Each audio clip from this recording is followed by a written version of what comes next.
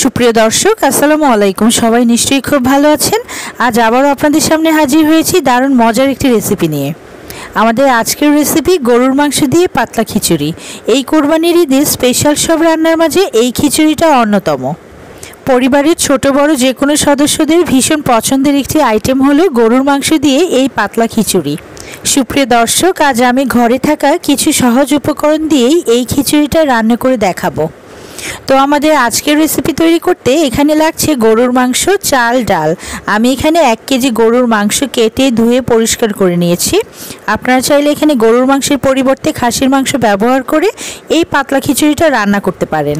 মূলত এই খিচুড়িতে চর্বিসহ গরুর মাংস ব্যবহার করলে খিচুড়িটা খেতে ভীষণ মজা হয়। নিয়েছি লাল চাল। মূলত আজকে আমি এই লাল চাল দিয়ে খিচুড়িটা রান্না করব। এর জন্য নিয়েছি 2 কাপ পরিমাণ আমন চাল। এই পর্যায়ে আমি এখানে নিয়েছি 1/2 কাপ পরিমাণ মসুর ডাল, নিয়েছি 1/2 কাপ পরিমাণ খেসারির ডাল, নিয়েছি মুগ ডাল 1/2 কাপ পরিমাণ এবং ছোলার ডাল নিয়েছি 1/2 কাপ পরিমাণ। আপনারা চাইলে এখানে মাসকলাই ডালও ব্যবহার করতে পারেন, আমি এটা স্কিপ করেছি। এই পর্যায়ে সরাসরি চলে যাব রান্নায়। আমি আজকে রাইস কুকারে খুবই সহজ পদ্ধতিতে এই খিচুড়িটা রান্না করে দেখাচ্ছি। প্রথমে আমি একটি ননস্টিক মোল্ড বসিয়ে নিচ্ছি কুকারে। এরপর ধুয়ে রাখা মাংস দিয়ে দিচ্ছি এর মাঝে। এবার একে একে মশলাগুলো দিয়ে দিচ্ছি। প্রথমে এখানে 2 টেবিল চামচ আদা রসুন বাটা দিয়ে দিচ্ছি। এর সাথে স্বাদ মতো লবণ দিয়ে দিচ্ছি। দিয়ে দিচ্ছি 1 টেবিল চামচ জিরে গুঁড়ো, 1 টেবিল চামচ লাল মরিচের গুঁড়ো, দিয়ে দিচ্ছি 1 টেবিল চামচ ধনে গুঁড়ো। এর সাথে অ্যাড করে দিচ্ছি 1 টেবিল চামচ মেথি এবং মৌরি গুঁড়ো। এ পর্যায়ে দিয়ে দিচ্ছি 1 টেবিল চামচ হলুদ গুঁড়ো। এর সাথে দিয়ে দিচ্ছি 1 টেবিল চামচ জয়ফল জয়ত্রী গুঁড়ো। এর সাথে দিয়ে দিচ্ছি 1 টেবিল চামচ গরম মশলা গুঁড়ো। এই পর্যায়ে একটি প্যানে পরিমাণ মতো তেল দিয়ে 1 কাপ পরিমাণ পেঁয়াজ দিয়ে দিচ্ছি, সাথে গোটা গরম মশলা ভেজে নিচ্ছি।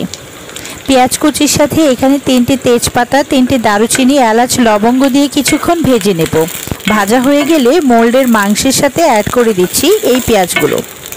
মূলত আমি আজকে এই পেঁয়াজগুলো খুব বেশি ব্রাউন করে ভাজবো না, পেঁয়াজ কুচিগুলো হালকা ভেজে মাংসের সাথে অ্যাড করে দিব। এভাবে গোটা গরম মশলা এবং পেঁয়াজ কুচি ভেজে ব্যবহার করলে দারুণ একটা ফ্লেভার অ্যাড হয় খিচুড়িতে। এই পর্যায়ে 1 কাপ পরিমাণ পানি দিয়ে দিচ্ছি মাংসটা কষানোর জন্য। আপনারা যারা ঝাল পছন্দ করেন তারা লাল মরিচের গুঁড়োটা বাড়িয়ে দিতে পারেন, এতে করে কালারটাও আরও সুন্দর আসবে। এই পর্যায়ে মাংসটা ঢাকনা দিয়ে ঢেকে আমি 15 মিনিটের জন্য কষিয়ে নেব।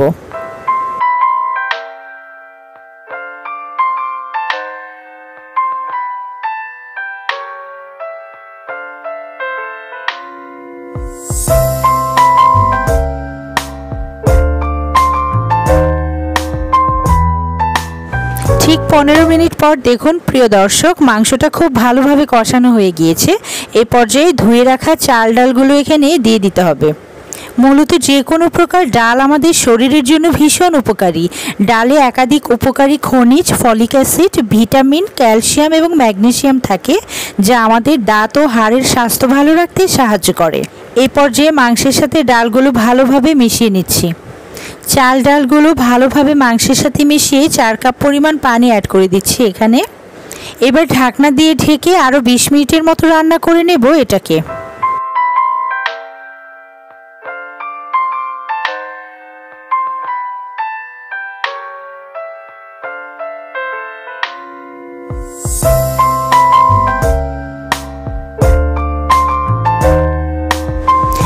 মিনিট পর দেখুন প্রিয় দর্শক, আমাদের রান্নাটা অলমোস্ট হয়ে গিয়েছে। আমি এবার এটাকে একটি সার্ভিং প্লেটে উঠিয়ে নিচ্ছি।